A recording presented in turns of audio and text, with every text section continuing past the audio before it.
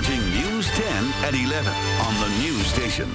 Well, if you have a smartphone like this one here, no doubt you have it loaded up with all kinds of applications. Now, apps are like tools that can help you do everything from buying a plane ticket to organizing a grocery list to linking you to your favorite newspaper. And of course, many of them are also games. And one of the newest on the iPhone comes from the minds of two Saratoga County neighbors who started just tossing around an idea 6 months ago.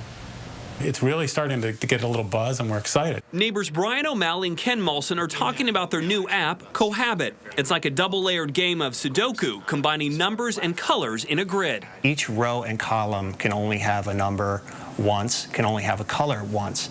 So if this is a 2 and this is a 3, you know that this top right-hand corner must be a 1. There are many levels and difficulties, all of it created after they began talking about it in their backyards. It just sort of happens that, I got lucky living next to someone who was a developer, and when we were talking about ideas, I thought, hey, I could probably come up with something.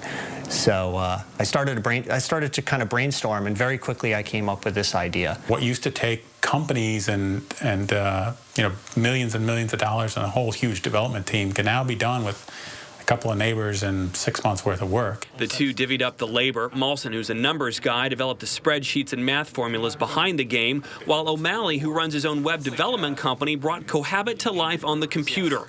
The iTunes store started selling it last month, and already it's received praise from players and reviewers alike.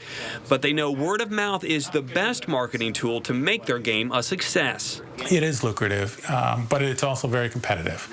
There are 280,000 apps in the App Store right now. And if they break through, the two neighbors know more apps just like this one are in their future. In a way, right now, this is like a really fun hobby that I hope will turn into something more significant.